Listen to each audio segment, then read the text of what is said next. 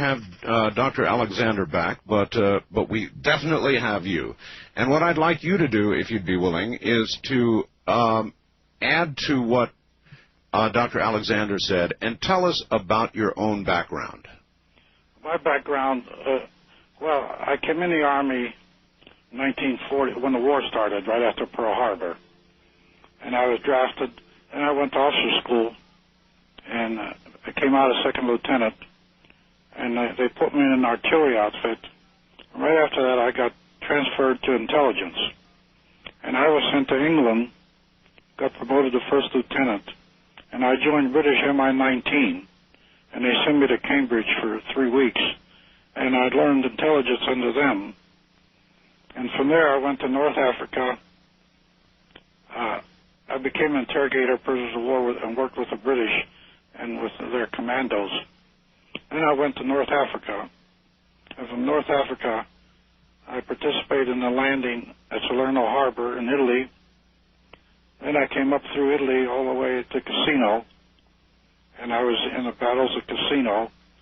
And from there, I landed on the beach at Anzio, and then went into Rome. And there, they made me Assistant Chief of Staff G2 Intelligence, and Intelligence and Security Chief of Rome Area Command. And I participated there in reestablishing law and order. I destroyed the Gestapo and SS nets.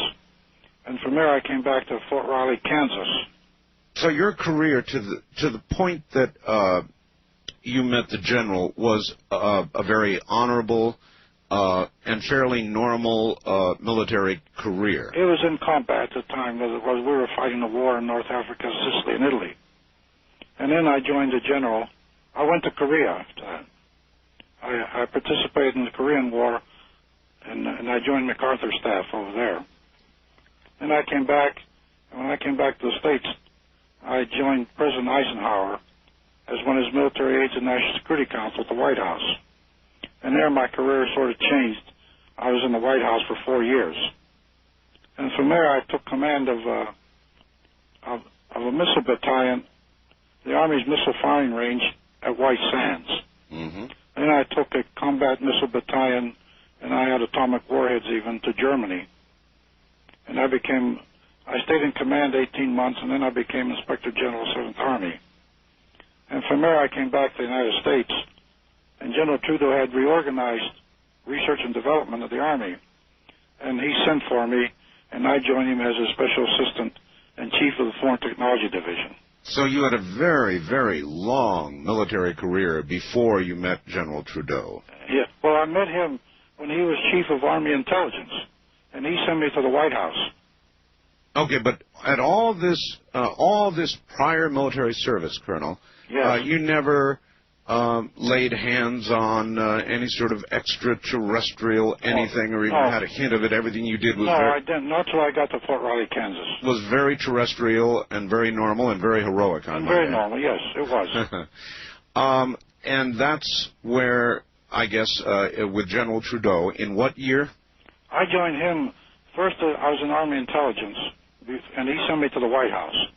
So I stayed there for 4 years. And then I came back to the United States in 1960, and I immediately joined him in research and development. What did you do at the White House, Colonel? I was on the policy. The Operations Coordinating Board was the policy guidance system. It investigated policy and made policy. And we were known as checked up on policy. And I actually chaired a lot of policy groups.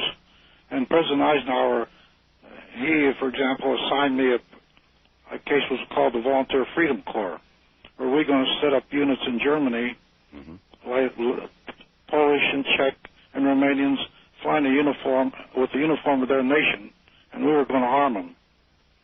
And he wanted to put this, and I worked on that and we were ready to put it in effect, and then he had his heart attack, and it went sort of downhill. CIA opposed it, and the State Department opposed it. And I found out later that they used deceptive methods to oppose it. All right. Dr. Alexander, you went to Washington and basically confirmed all of this background? Yes, and there's probably a bit more. As I said, this is high-level intrigue, but it turns out that it's really true, and that is that General Trudeau, as the Chief of Staff Intelligence, Army Chief of Staff Intelligence, the highest intelligence guy in the Army, was fired. And why? Or maybe I ought to say for what? There's high-level intrigue going on, and supposedly he had passed information to Adenauer, which the Dulles boys, who had CIA and state, were quite unhappy with. Now, I was involved in that, and I can fill in the background if I guess John wants to do it. Well, go ahead. You've got a better feel than I feel. Yeah, okay.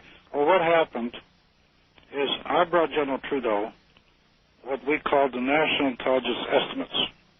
These were the basis for U.S. policy, and they were made by CIA.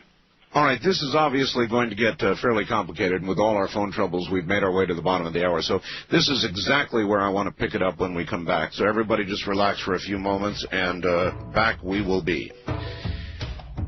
The story you're going to hear unfold is an absolutely amazing one. The background you're getting now is absolutely necessary to establish exactly who Colonel Corso is. By the way, his book debuts, no doubt, on the bestseller list at about number 12.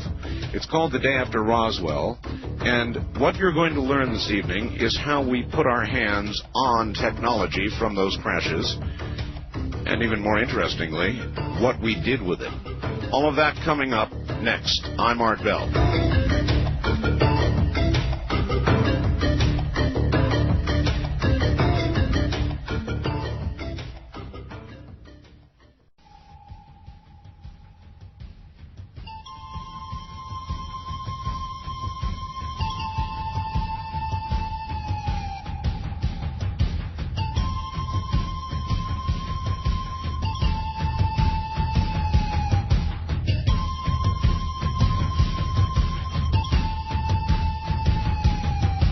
Art Bell is taking calls on the wildcard line at 702-727-1295. That's 702-727-1295. First-time callers can reach Art Bell at 702-727-1222. 702-727-1222. Now, here again, Art Bell. Good morning. Well, that was a bit of phone shuffling we went through. The hotel where the colonel is sent a maintenance man up, and we finally, I think, have everything straightened away. My guests are Dr. John Alexander and Colonel Phillip J. Corso. And the story that is about to unfold, if you listen carefully, will, for many of you, remove all doubt of what has happened with regard to our technology, whether we've been visited by alien life, all of that wrapped up into what you're about to hear. So hang in there. I've got two items of interest for you, and one is, actually both are in the same category. One is a year's supply of food, a sensible idea for anybody. Weather conditions around the country, around the world, are not getting better. They're getting worse. And as they get worse, the power is going to go off in many areas. Many areas have already flooded, and there are two things you're going to definitely want, along with a list of others. One is going to be food of primary importance, and the other is information. Back now to, respectively, Dr. John Alexander in Las Vegas and Colonel Phillip Corso. Gentlemen, you're both back on the air again, and Colonel, the comment was made that you got your boss fired. Well, possibly I caused it. I was a trained intelligence officer by the British, and we had at the White House what we called National Intelligence Estimates. All were top secret.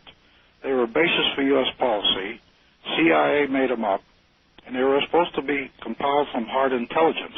This, Colonel, is the kind of thing that today you would see somebody walk in and put on the president's desk in the morning. That sort of report? Well, it was sort of. But this was a basis for policy, and later would become national policy. I might add, Art, these are very comprehensive reports. These are based on long-term projections. A number of people look at them, and they are